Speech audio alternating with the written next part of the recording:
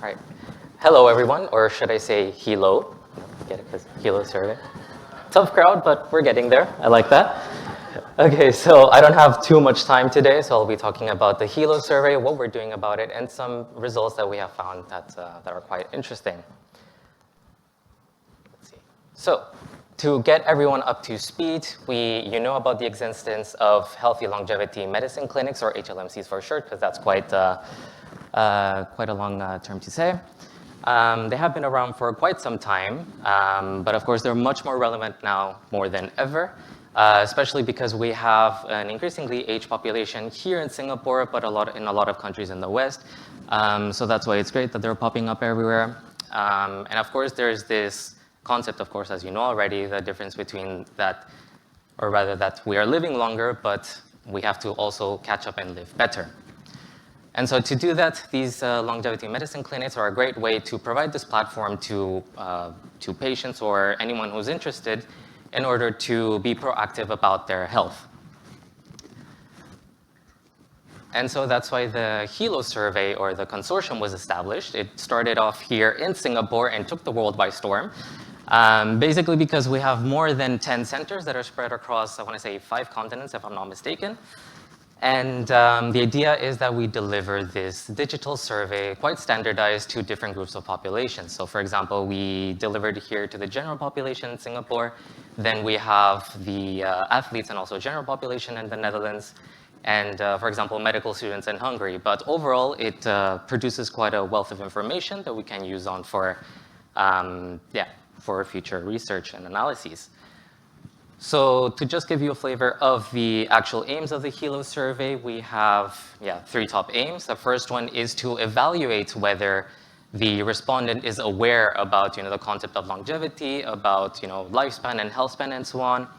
The second one is whether they truly understand what biological age means, whether they understand what healthy longevity medicine clinics can do for them.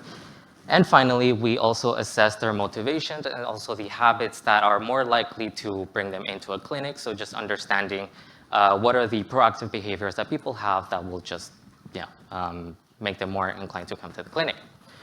For the purpose of today's talk, I don't have too much time, so I'll just dive into this last aim.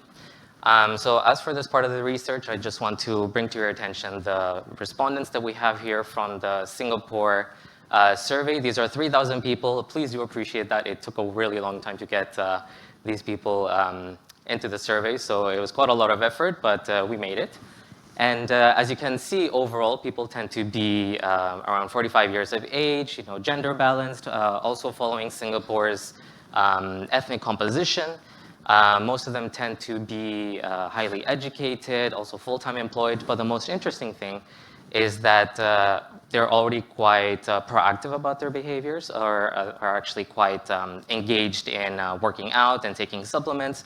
And what I was quite surprised is that most of them actually abstain from alcohol and from smoking as it is. Now, as for this fancy model that I just reduced into this infograph right here, the idea that we asked ourselves is who would actually come into a clinic? So then we have these 10 behaviors that are ranked from behaviors that are highly associated with coming to a clinic to, some other behaviors.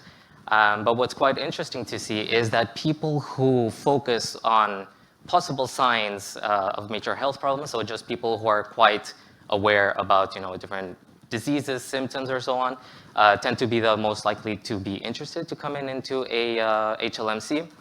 Then, of course, not so unsurprising, I would say, is that people who tend to gather a lot of this information also tend to be quite interested in coming into an HLMC.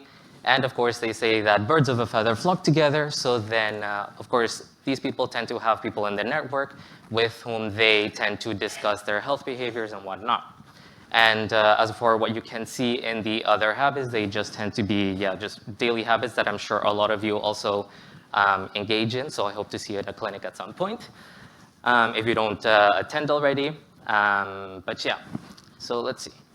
And of course, the question remains, okay, so we gathered all this data. Why is it important? Why is it useful? What can we do about it? So the first thing that we can do about it is that clinics can use this to reinforce existing proactive behaviors of their existing patients or participants.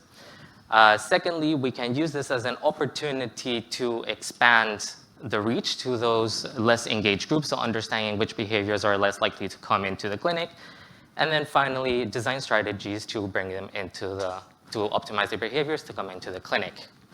And that'll be it for today. Thank you so much.